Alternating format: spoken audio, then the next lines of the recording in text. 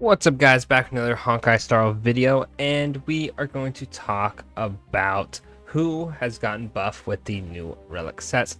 Now, if you don't know, there are going to be 4 new relic sets. These sets are going to be 2 planar spheres and 2 of the normal 4-piece ones. These ones are going to be pretty good, so I went ahead and went to a tier list and kind of grabbed the characters that are going to be buffed from each one. Do note that I put this all together and then was like, wait, am I missing someone? And then realize Guanfin and Topaz are not added here. So if you're skimming through the video and you're like, oh, this is this section, why is this character not there? It's because they just didn't have the icon, and I didn't want to put some random character there. I'll just explain it, right? There's only they benefit from one each, right?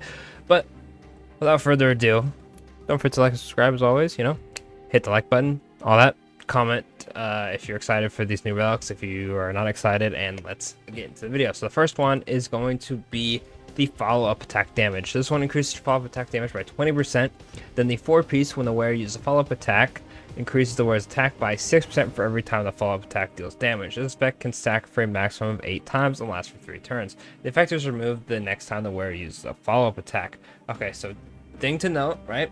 And if I am wrong, let me know in the comments, right? And I apologize. But how this sounds is you follow-up attack, right?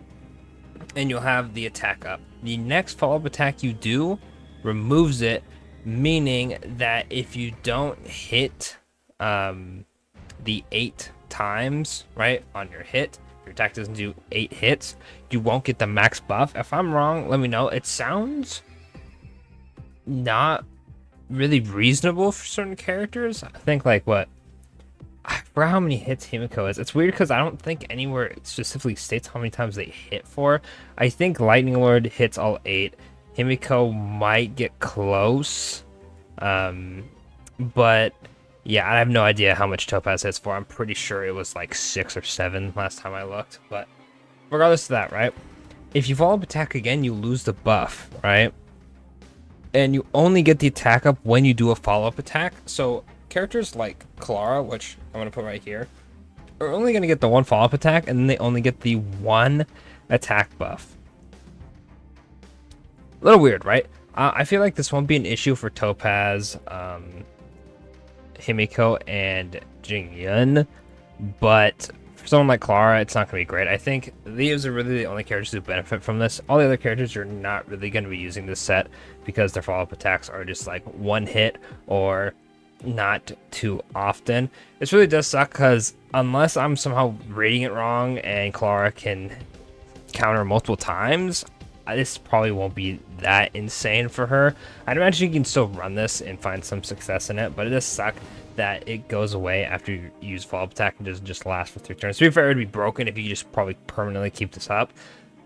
But, if you're a counterattack character and you only hit once, it is what it is. But if you guys remember how much they hit for, let me know in the comments. I'll probably pin it or something. But I'm pretty sure Jingyun gets the max buff, Himiko and Topaz get kind of close. But yeah, Topaz would be up here as well. Now, let's get into the next one, which is going to be my favorite one. And by favorite, I mean the one I have to grind a lot. Increases attack by 12%, right? Same thing as the cowboy set. I forgot the actual name for it.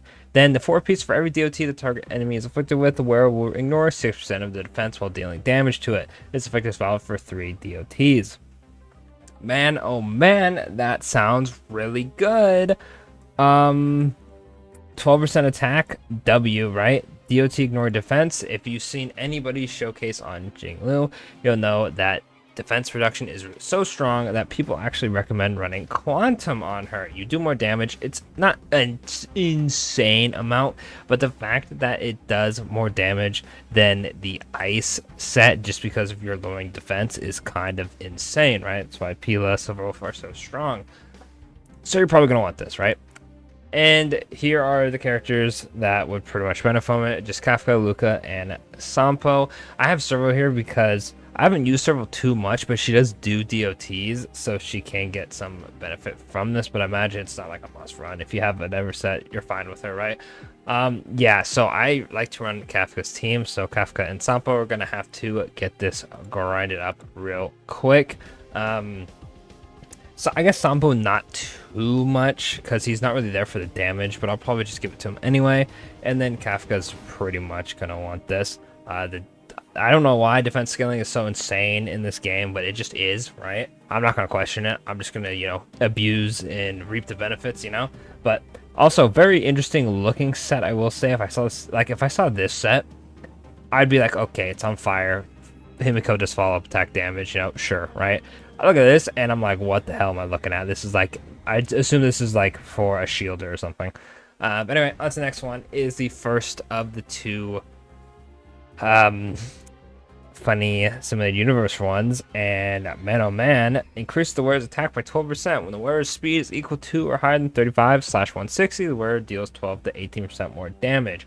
Man oh man, can anybody use this? However, the 160 speed is going to be a bit much on your own, so I pretty much only put these three.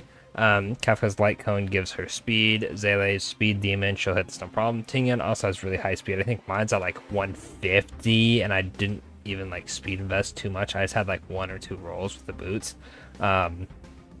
So they're probably the easiest to get.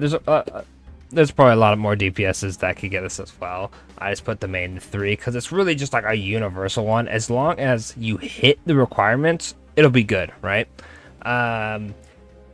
Make sure you hit the requirements before you farm this up, though. Don't farm it up and then you suddenly can't hit the speed thresholds, and then it's just not as good as you want it to be, but still really, really nice. I also think design-wise, it looks absolutely sick. But yeah, very, very strong, which is kind of crazy because I'm thinking, are we going to get anything like this strong anytime soon, or is this gonna be it for a minute? Yeah, let me know in your comments what your thoughts on this one are. And then last but not least, this one is Man oh Man. Increases the wearer's energy regeneration rate by 5% when increases damage for all other allies with the same damage type as the wearer by 10%. Now, the only reason I don't like the energy regeneration set is because the other one makes you advance your action by 40%, and then it just gives you energy regeneration. You don't get a second buff. This one is an unconditional damage increase of the same type, right? Well, I guess the condition is being the same type, but you can control that pretty easily. That's not something that's oh, I just didn't get the right rolls, I'm not 160 speed, right? That is literally everybody's gonna want this, right? So I literally just started throwing supports, and I was it really doesn't matter. Literally any support is gonna want this. However, the only catch is make sure you don't ruin your support. Don't put it on Silverwolf and then you don't hit the effect hit rate requirement and then lose out. But characters like Lynx or Fushuan or Bailu, Tingyun are just gonna be eating this up. Obviously you can still run other sets and be fine, but characters like Tingyun are gonna like this. Bronya's gonna like it. The only downside is with Bronya, you're limited to Danhang Blade. With Tingyun, you're limited to Jingyun, Kafka, Serval. Luocha could probably use this if you're with Danhang. I think Pele and Jinglu are going to love this set so much. Also, Mono Quantum, I imagine you could do some funny shenanigans with running all 3 of them with this. But this one is pretty much, if your support doesn't need their link rope and all that, you can run this just fine. You're limited to mono teams, but another character, Asa, would probably like that if you're gonna put her with someone I guess Himiko is really the only fire DPS now that I look at it, so maybe not quite yet. Well, Topaz as well, sorry. She's on the list, so I forgot she existed.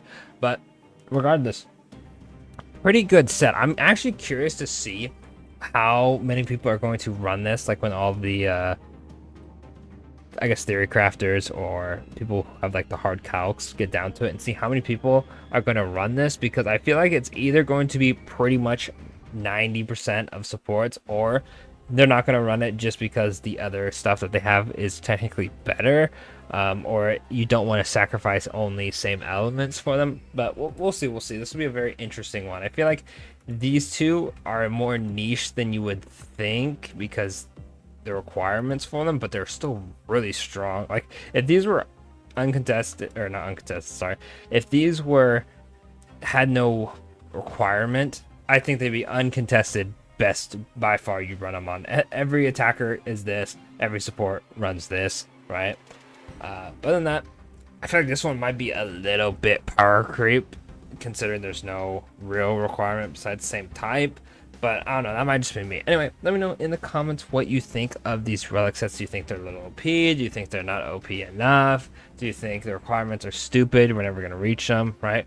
Let me know in the comments. And of course, thanks for watching. Don't forget to subscribe for more.